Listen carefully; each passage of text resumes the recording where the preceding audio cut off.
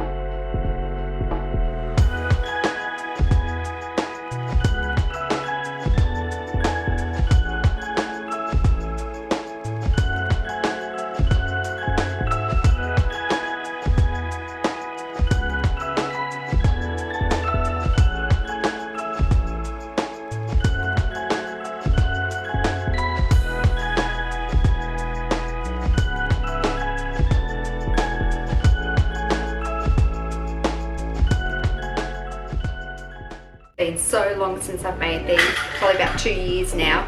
Absolutely love them, and they're such a hit with the family too. Thanks for watching. Don't forget to like and subscribe. See you guys next time.